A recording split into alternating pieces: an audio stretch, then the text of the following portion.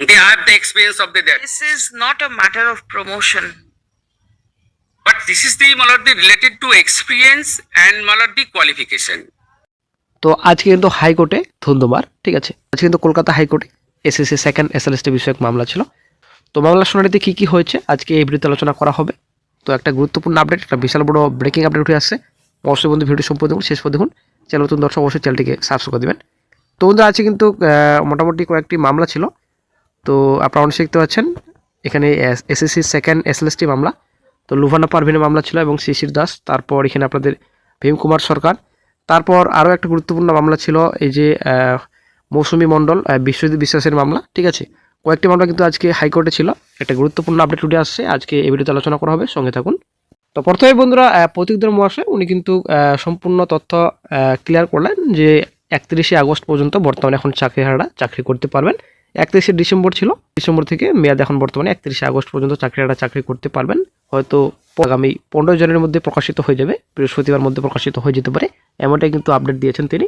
তো তারপরে কিন্তু আনটেডের তরফ থেকে একজন বলেন যে 2016 এবং 2025 সালের রুলস আলাদা, এই হিসাবে কিন্তু একজন আনটেডের তরফ থেকে অ্যাডভোকেট বলে ওঠেন। তো তারপরে কিন্তু জাস্টিস বললেন যেহেতু এই যে রুলস রয়েছে, এই রুলসের যে রিট পিটিশন রয়েছে টোটালি আলাদা, তো নতুন করে রিট পিটিশনে আসতে হবে, এটা কিন্তু বললেন। এই যে 2016 এবং 2025 একটা গুরুত্বপূর্ণ পয়েন্ট বন্ধুরা। তো এর আগেও কিন্তু এই বিষয়ে একটা মামলা দায়ের করা হয়েছে, হয়তো আগামী 13 তারিখে মামলার শুনানি হতে পারে। তো 2016 রুলস এবং 2025, ঠিক আছে, 2016 প্যানেল টোটালি আলাদা, 2025 যেটা রুলস ছিল টোটালি আলাদা। 2016 রয়েছে সেই হিসাবে রিক্রুটমেন্ট প্রসেস এবং 2025 যে রয়েছে টোটালি নতুন করে রিক্রুটমেন্ট প্রসেস করাতে হবে। এই বিষয়ে কিন্তু একজন আনটেন্টেড পক্ষ থেকে আইনজীবী বলে ওঠেন। তো জাস্টিস অমৃতা ম্যাম উনি কিন্তু বললেন যে এই বিষয়ে কোনো কিছু শোনা হবে না, নতুন করে আপনারা যদি রিট করতে চান নতুন করে রিট ফাইল করে এই মামলা শোনা হতে পারে, এই বিষয়ে এখন মামলা শোনা হবে না, এই পরিষ্কার কিন্তু জানিয়েছেন জাস্টিস অমৃতা ম্যাম। তো তারপরে কিন্তু আশিসবাবু উনি বললেন যে এই যে 10 মার্কস 9, 10 এবং 11, 12, ঠিক আছে, 9, 10 যারা ক্যান্ডিডেটস রয়েছেন তো তারা 11, 12-এ কেন পাবেন, এই বিষয়ে কিন্তু একটা তর্ক বিতর্ক হাইকোর্টে। তো উনি কিন্তু বললেন যে পরিষ্কার যে এই যে পে স্কেল রয়েছে এবং এই যে একটা 9, 10 আলাদা, 11, 12 আলাদা, টোটালি কিন্তু ভিন্ন, তো তাহলে কেন 10 মার্কস তাহলে দেওয়া হবে, এই বিষয়ে কিন্তু আশিসবাবু নিজের বক্তব্য তুলে ধরেন। তো তারপরে কিন্তু জাস্টিস অমৃতা ম্যাম উনি কিন্তু বলে উঠলেন যে আপনি কোন তরফ থেকে বলছেন। তো তারপর আশিসবাবু বললেন যে জব লুজার যারা রয়েছেন তো তাদের তরফ থেকে আনটেন্টেড টিচার্সের পক্ষ থেকে আমি বক্তব্য রাখছি। তো 11, 12, তো এই বিষয়ে জাস্টিস অমৃতা ম্যাম বলে উঠলেন যে 9, 10 যারা প্রার্থী রয়েছেন, অ্যাকচুয়ালি 9, 10 যারা টিচার্স রয়েছেন তো তারা কেন 11, 12-এ পাবে না, কেন এক্সপ্রেস নাম্বার পাবে না, কেন বেনিফিটস পাবে না, তো তাদের তোর অভিজ্ঞতা একই রয়েছে, সেটা কিন্তু জাস্টিস অমৃতা ম্যাম বললেন। তারপরে কিন্তু আইনজীবী আশিসবাবু উনি কিন্তু নিজের বক্তব্য তুলে ধরলেন যে কেন তাদের দেয়া হবে না, তো টোটালি কিন্তু ভিন্ন বিষয়, এবং এই বিষয়ে কিন্তু ফিরদৌস সাইমি স্যারও কিন্তু বলে উঠলেন যে টোটালি কিন্তু ভিন্ন, 9, 10 টোটালি আলাদা, 11, 12 টোটালি আলাদা, পে স্কেল আলাদা, এবং এই যে এক্সপ্রেস নম্বর টোটালি আলাদা, সব দিক থেকে কিন্তু উনি নিজের বক্তব্য তুলে ধরলেন ফিরদৌস সাইমি স্যার, এবং আইনজীবী আশিসবাবু উনিও কিন্তু সম্পূর্ণ নিজের বক্তব্য তুলে ধরেন।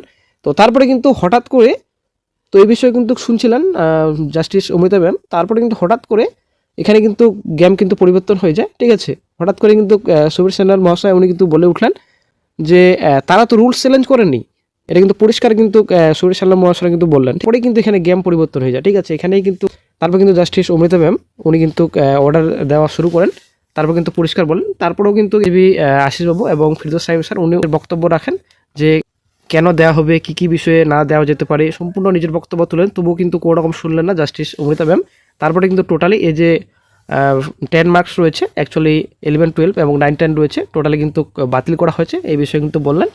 তো যদি রুলস চ্যালেঞ্জ করতে চান নতুন করে আপনাদের রিট পিটিশন করতে হবে, সেই বিষয়ে কিন্তু জানালেন জাস্টিস অমৃতা ম্যাম। তারপরে কিন্তু আবারও অন্যান্য যে মামলাগুলো রয়েছে, মামলাগুলো কিন্তু কোনো রকম শুনানি হয়নি, বিশেষ করে আজকে কিন্তু 9, 10 এবং 11, 12-এর বিষয়ে কিন্তু আজকে শুনানি হচ্ছে। 9, 10 যারা প্রার্থী রয়েছেন 11, 12-এ 10 মার্কস কেন পাবেন, এই বিষয়ে কিন্তু মামলা আজকে শুনানি ছিল। তো আজকে কিন্তু মামলাটি বাতিল করা হয়েছে, এবং আগামী 15 জনের মধ্যে হয়তো একাদশ দ্বাদশের ফাইনাল প্যানেল প্রকাশিত হবে, এমনটাই কিন্তু আপডেট পাওয়া যাচ্ছে বর্তমানে। এবং এরপরে পরবর্তী মামলা 8 তারিখে হয়তো রয়েছে, এবং 13 তারিখে মামলা রয়েছে, এবং নেক্সট হ্যান্ড ডেট হয়তো এটার 20 তারিখে রাখা হয়েছে, কিংবা 28-এ, ঠিক আছে। আশা করি একটা গুরুত্বপূর্ণ মামলা ছিল এই যে রেশিও, ঠিক আছে, রেশিও মেনটেন, তো এটা কিন্তু অনেকটা গুরুত্বপূর্ণ ব্যাপার এখানে, কারণ ব্যাপারটা হচ্ছে রেশিও মেনটেন অনেকটা কিন্তু ডিপেন্ড করছে প্যানেলের উপর, ঠিক আছে। রেশিও মেনটেন যদি না হয় তাহলে কিন্তু প্যানেল বাতিল হওয়ার একটা সম্ভাবনা বেশি। তো এই জাস্টিস অমৃতা ম্যাম বললেন কমিশনকে যে এই বিষয়ে আপনারা কেন রুলস মেনটেন করেননি, এবং এই যে ইন্টারভিউ রয়েছে ইন্টারভিউর আগে এবং ভেরিফিকেশনের যে আপনাদের রেজাল্টের যে রুলস রয়েছে, যে রেশিও মেনটেন রয়েছে সেটা আপনারা কেন বজায় রাখেনি, এই বিষয়ে কিন্তু জাস্টিস অমৃতা ম্যাম বললেন। তো এই বিষয়ে কিন্তু 4 সপ্তাহ সময় চাইলেন, ঠিক আছে। 4 সপ্তাহের মধ্যে একটা এফিডেভিট জমা দিয়ে কমিশনকে হবে, কমিশনকে এই বিষয়ে কী পদক্ষেপ নিয়েছেন কমিশন এবং এই বিষয়ে কী সিদ্ধান্ত নিয়েছেন সম্পূর্ণ এফিডেভিট জমা দিয়ে জানাতে হবে হাইকোর্টে।